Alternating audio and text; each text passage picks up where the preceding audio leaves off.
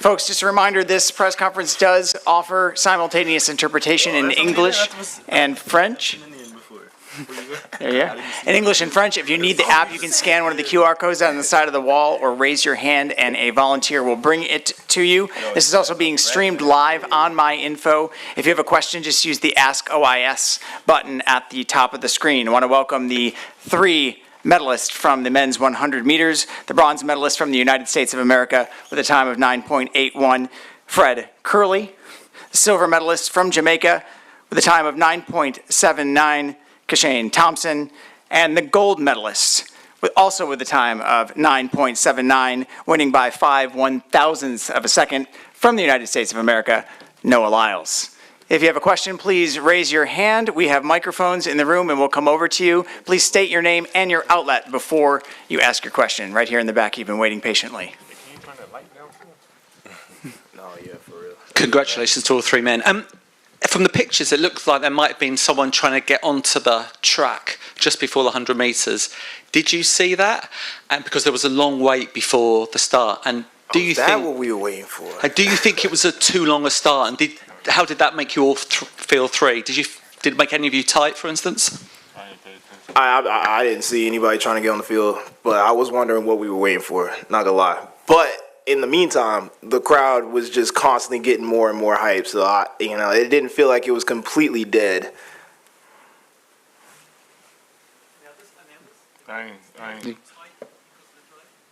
We didn't see nothing. No, I guess we didn't see nothing. Right here in the back.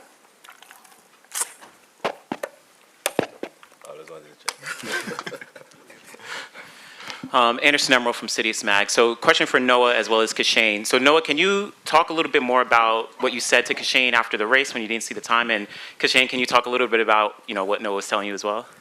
Yeah, after the race, I came up, we were waiting for the names to pop up, and I'm going to be honest, I came over, I was like, I think you got that one, big dog. He was out there in lane 4, and I was in lane 7, and I couldn't really see what was going on over there, so I just had to keep, running like I was going to win it, and, something said I need to lean, and I was like, I'm going to lean, because, it was that type of race, and it was crazy as Ralph Mann was like, before I left for the Paris, he was like, this is how close first and second is going to be away from each other, and I can't believe how right he was.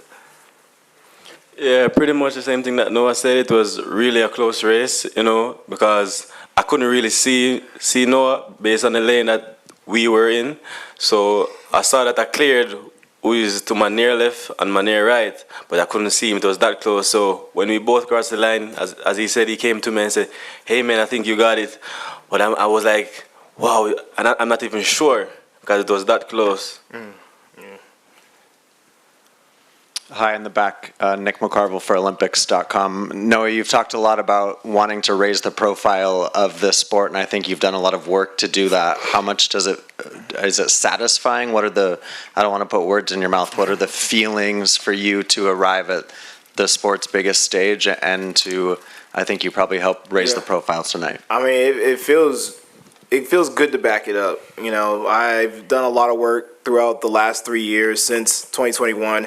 And even in 2021, I took on a lot of sponsors to try and get my name out there. And unfortunately, it didn't work out for me. And I've seen tons of scenarios where athletes come in as a favorite and it doesn't work out for them. And I didn't want to take advantage of that. And knowing that could happen, continues to fuel me. And that's just, constantly going that's extra step, knowing that at any time, somebody can pop up. I mean, we started this season and a lot of people were saying, oh, it's going to be a slow year in the 100. Well, it wasn't no slow year in the 100. Right here in the front.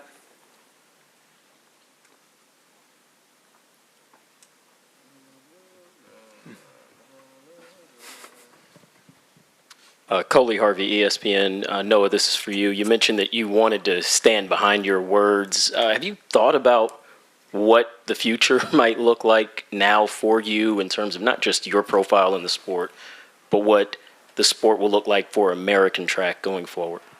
I want my own shoe. I want my own trainer. I'm dead serious. A sneaker? Exactly. No, I want a sneaker. There ain't no money in spikes. There's money in sneakers. And even Michael Johnson didn't have his own sneaker. I feel like for how many medals we bring back, for the notoriety we get, the fact that hasn't happened, that's crazy to me.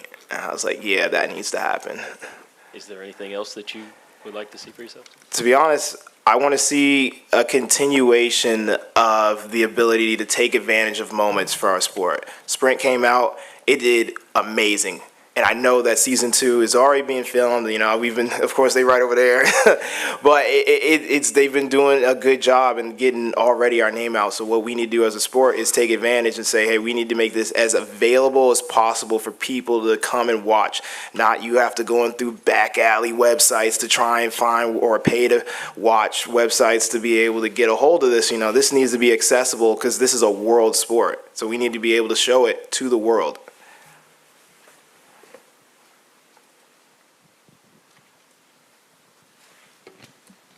Ewan Crumley, Athletics Weekly. A couple of questions for Noah. Firstly, how much do you practice dipping for the line like that and it coming down to timing? And also, you've mentioned before that 2021 has fueled everything to get you to this stage now. When did the planning kick in after Tokyo, and what did you do first to get on this journey? Shoot, I'm trying to remember. What was the first question again? How much do I practice? No, I do not practice dipping all that much. But I would say I've have a decent history with dipping at the line. Throughout history and through my high school career and stuff like that. A lot of races it's come down to dips, and I've been able to, Vernon, I've been able to win. So I'm not gonna say that I practice it all that much, but I do have a good history with that. In terms of when did it fuel me, I'd say I was fueled as soon as I saw this in my hands. That's when I was fueled.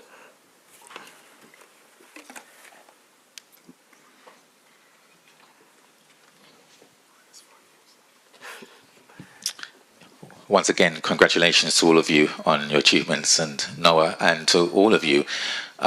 Is there a spiritual side to you that inspires you in times like this, that keeps you going? Is that to all of us? Yes, perhaps, yeah. To you first, Noah, yeah. Yeah, I'd say I have my own journey with God, and I wouldn't say it's the most normal. I went to church early on. Got the good word on me. Watched a bunch of VeggieTales, but there's been times where I've had churches that I feel were trying to use the word, and they misused it. And it broke a lot of trust, so I had to find my own journey with God. And a lot of that came through track, because there was a lot of times when I was like, I don't know if I could do this. And I'm like, God, if you really want me to do this, show me, give me a sign. And he gave me a sign. I said, I'll never doubt you again. You guys want to take that one? No, I'm good. Fred? I'm good. All right. Let's go right here.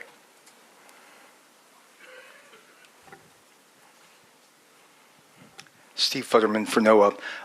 We haven't heard from you at this news conference what it means to you, and what was going through your heart and mind when you actually saw that you had edged out Kishane. Yeah, it was a crazy moment, because like I said, I did think that Kishane had that. And I was like, oh man, I'm really gonna have to swallow my pride, which I don't have a problem doing. Respect deserves respect. And everybody in the field, to be honest, came out knowing that they could win this race. And that's the mindset that we have to have. Iron sharpens iron, of course. And when I saw my name, I was like, I didn't do this against a slow crowd or a field. I did this against the best of the best on the biggest stage with the biggest pressure. And seeing that name, I was like, oh my gosh, there it is. And I wasn't even entered in the 100 in 2021. So that was, here I am, first Olympics in the 100, going around now the Olympic champion, and, having that title of not just at World Championships, but at the Olympics of world's fastest man. And were you at ease? It seemed when you came out, the jumping, you seemed almost jubilant before the race. Was it were you at ease with yourself? Were you nervous at all at the start? I'm not going to say, I wouldn't say nervous. I'd say I was extremely curious to what was going to happen. That's how me and my therapist phrase it. I'm curious to what I'm going to do. how am I going to pull this off, basically, situations like that. Because easily, you know, I came in third fastest, you know, from the semis. I'm like, you know, this is going to be serious. This is not going to be easy. And I, like, said, okay, my therapist said, you need to let go, you need to relax, and you need to be yourself. And I watched as we were all going out. I saw Kishane hit the yell. I'm like, dang, that's my thing. That's crazy. Man, it's hitting the Super Saiyan yell. That's crazy. All right, I guess I got to do another thing. So I was like, all right, I'm not stopping at this, you know, little point. You know, I'm running out into the crowd because this crowd was a crowd that really wanted the energy to back behind. And I'm like, they would give me the energy that I'm looking for.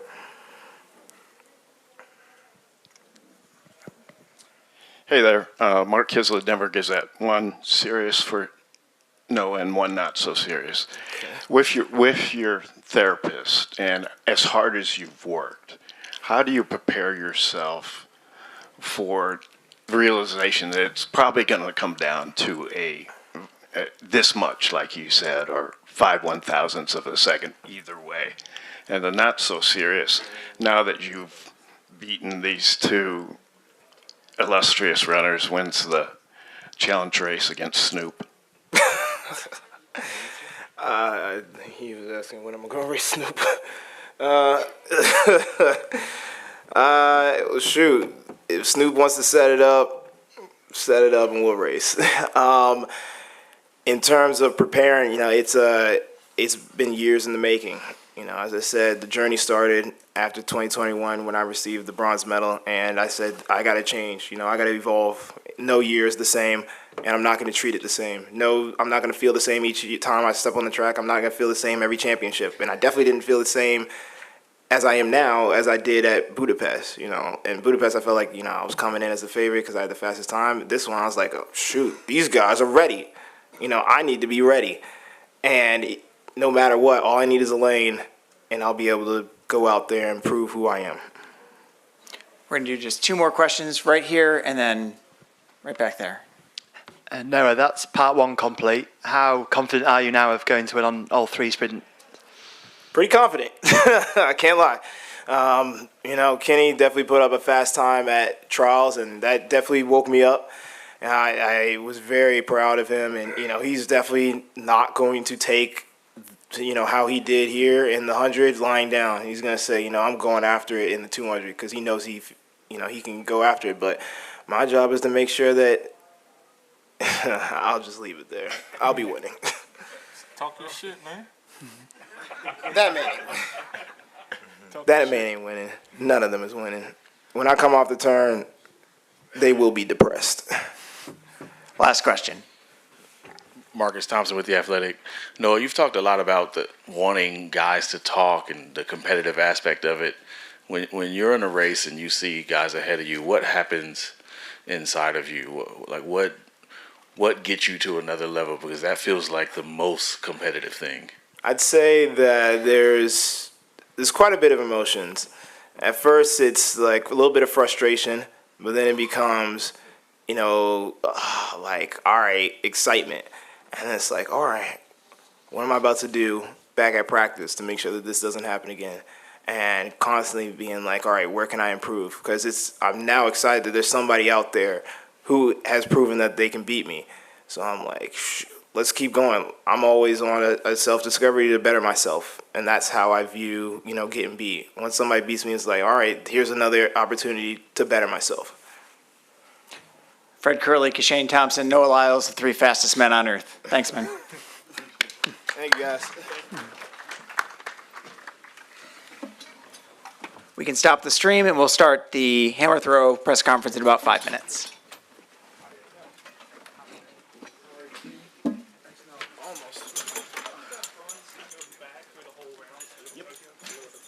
We can't do that in a press conference. You guys come this way. We'll get you out of here.